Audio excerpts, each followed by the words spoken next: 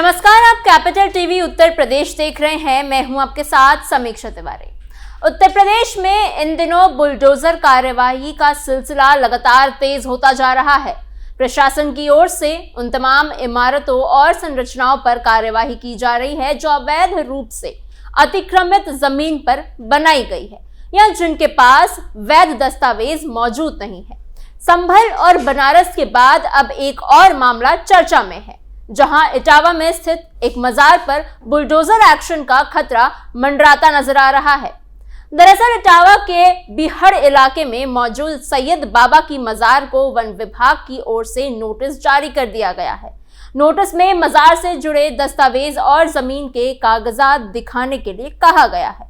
इसके साथ ही ये सवाल भी उठने लगे हैं कि आखिर ये मजार किस भूमि पर स्थित है और क्या इसके पास वैध स्वीकृति या रिकॉर्ड उपलब्ध है।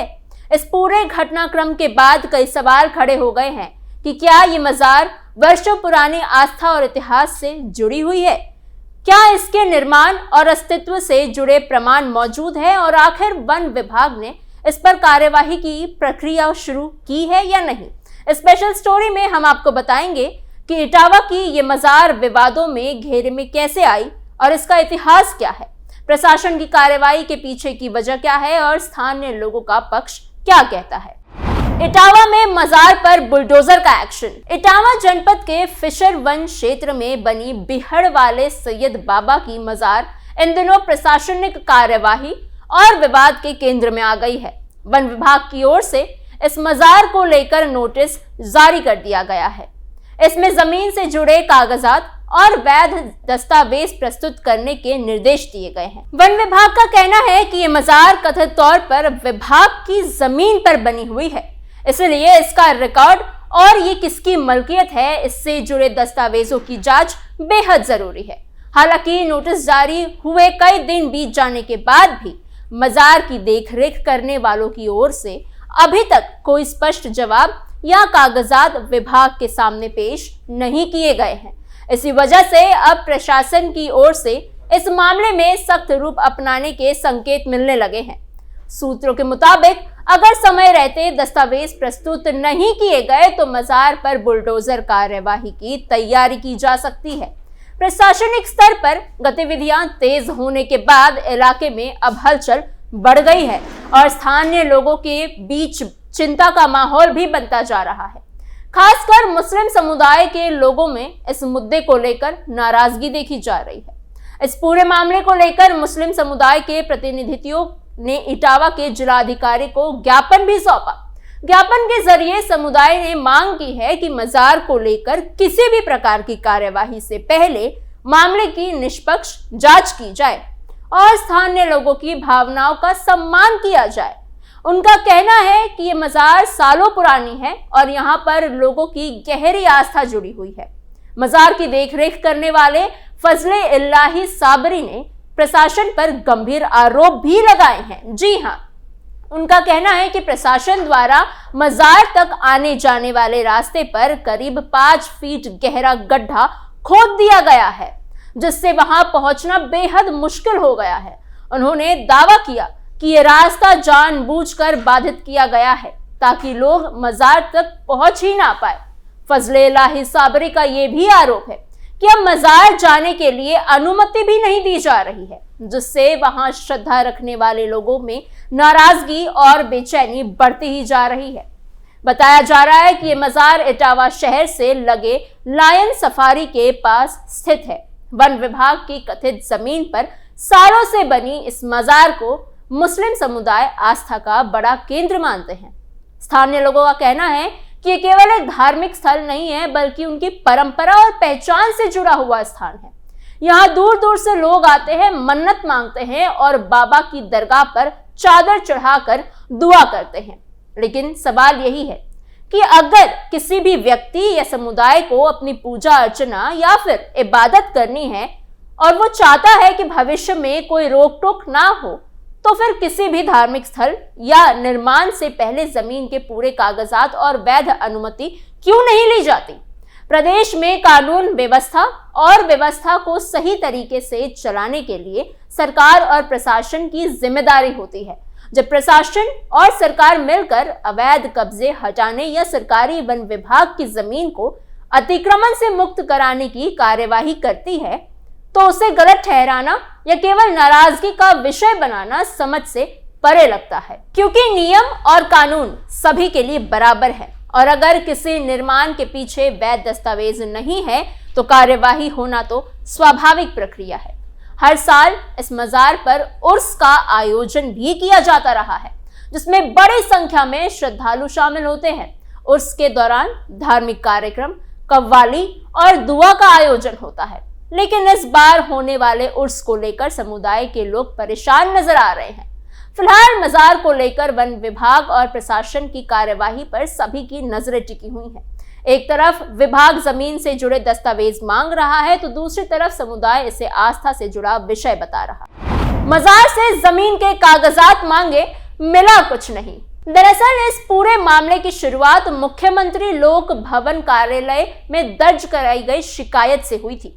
शिकायत में आरोप लगाया गया था कि इटावा के फिशर वन क्षेत्र में स्थित बिहड़ वाले सैयद बाबा की मजार अवैध तरीके से वन विभाग की जमीन पर बनाई गई है।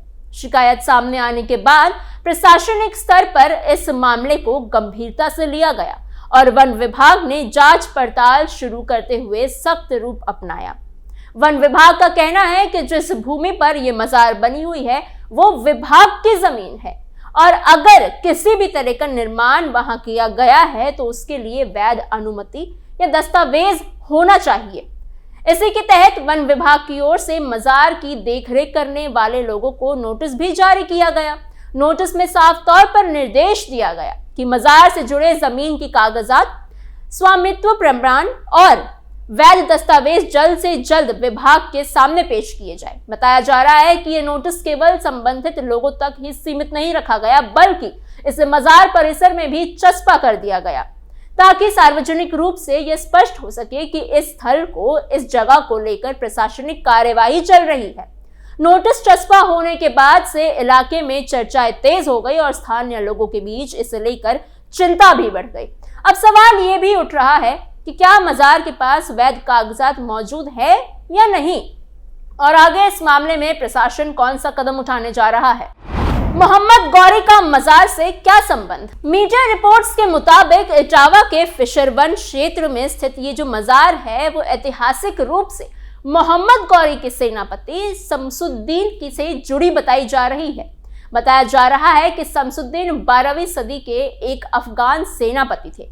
वही मोहम्मद गौरी को लेकर इतिहास में यह भी माना जाता है कि वो गौरी राजवंश के शासक थे जिन्होंने भारत में मुस्लिम शासन की नींव रखी थी। यही वजह है कि स्थानीय लोग इस मजार को बिहड़ वाले सैयद बाबा के नाम से जानते हैं। इस मजार को लेकर इन दिनों विवाद, प्रशासनिक कार्यवाही की चर्चा बहुत तेज हो गई है। वन विभाग का दावा है कि ये मजार उनकी जमीन पर बनी हुई है, इसलिए विभाग से मजार की वैधता और जमीन की मलकियत को लेकर नोटिस जारी किया गया है। नोटिस में साफ कहा गया है कि मजार से जुड़े जमीन के दस्तावेज और मलकियत प्रमाण प्रस्तुत किए जाएं, ताकि ये स्पष्ट हो सके कि निर्माण कानूनी रूप से सही है या फिर नहीं। वही मजार की देखरेख करने वाले फजले इलाही साबरी का कहना है कि वो इस मजार पर कई वर्षों से आते रहे हैं और इसकी सेवा करते हैं।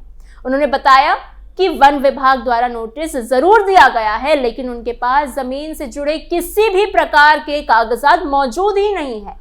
फजले इलाही साबरी ने यह भी स्पष्ट किया कि उनके पास केवल हर साल मजार पर होने वाले उर्स के आयोजन की परमिशन से संबंधित कागजात हैं, जो प्रशासनिक स्तर पर पहले ही जारी किए जा चुके हैं।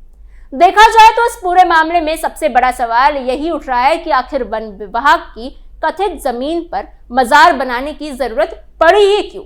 अगर किसी धार्मिक स्थल का निर्माण किया जा रहा है तो सबसे पहले जमीन की वैधता, मालिकाना हक और जरूरी अनुमति लेना नैतिक और कानूनी रूप से जरूरी था। जंगल और वन विभाग की जमीन सिर्फ किसी एक व्यक्ति या समुदाय की नहीं होती, बल्कि वो सार्वजनिक संपत्ति होती है, जिसे माहौल, जंगली जानवर और आने वाली पीढ़ियों के हित में संरक्षित किया जाता है। ऐसे में अगर बिना कागजात और बिना अनुमति के वहां निर्माण किया गया है तो ये सिर्फ कानून का उल्लंघन नहीं है, बल्कि नैतिक रूप से भी गलत माना जाता है। आस्था का सम्मान अपनी जगह है, लेकिन आस्था के नाम पर सरकारी जमीन पर कब्जा करना किसी भी तरह से सही नहीं ठहराया जा सकता। अगर हर व्यक्ति अपनी सुविधा और भावना के हिसाब से जंगल की जमीन पर निर्माण करने लगे तो फिर नियम कानून का मतलब ही खत्म हो जाएगा। यही वजह है कि प्रशासन जब अवैध अतिक्रमण हटाने की कार्रवाई करता है तो उसे गलत कहना या उस पर नाराजगी जताना भी समझ से परे है। सरकार और प्रशासन का काम है कि वो प्रदेश में व्यवस्था बनाए रखे, जमीन की सुरक्षा करे और अवैध कब्जों पर रोक लगाए। ऐसे में अगर दस्तावेज नहीं है और जमीन वन विभाग की है तो कार्यवाही होना स्वाभाविक है। जरूरत इस बात की है कि लोग भावनाओं में बहकर विरोध करने के बजाय कानून का सम्मान करें और गलत तरीके से किए गए निर्माण को सही साबित करने की कोशिश ना करें। आपको हमारी खबर कैसी लगी हमें कमेंट बॉक्स में जरूर बताइएगा। ऐसे ही और अपडेट्स के लिए बने रहिए कैपिटल टीवी उत्तर प्रदेश के साथ।